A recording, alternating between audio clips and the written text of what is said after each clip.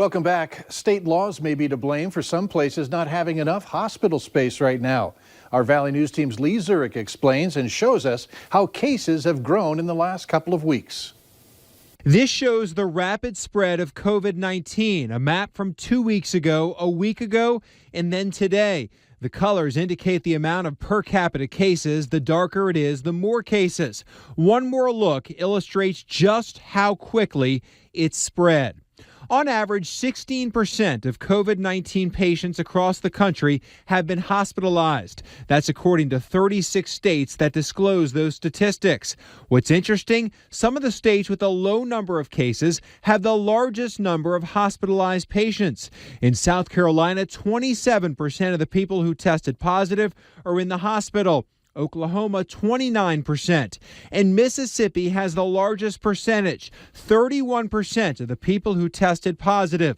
A global health research center used by the White House projects Mississippi could run out of ICU beds. Mississippi is one of 29 states across the country that has a law that requires hospitals to get state approval to expand bed capacity or build new hospitals. So what are the consequences of this? Well, that means that we have fewer beds available. These laws require hospitals to receive a certificate of need from their state regulator.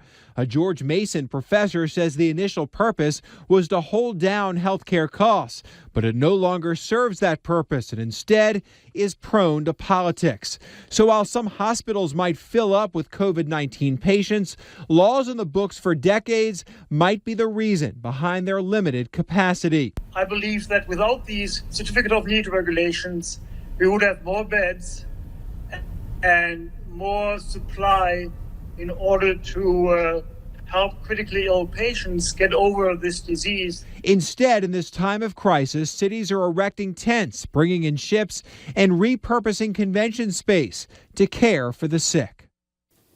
Here at home, Sanford Health has COVID-19 rapid tests. Officials say the results will be available within 60 to 90 minutes and will be used for the highest priority patients and health staff.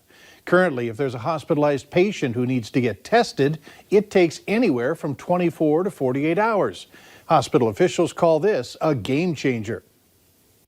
By reducing this from that time to 60 to 90 minutes, we're going to be able to have a patient that presents to our emergency room or that we're worried about out at our new facility, be able to run the test, keep them where they're at, and then transfer them to our downtown facility only if they come back positive.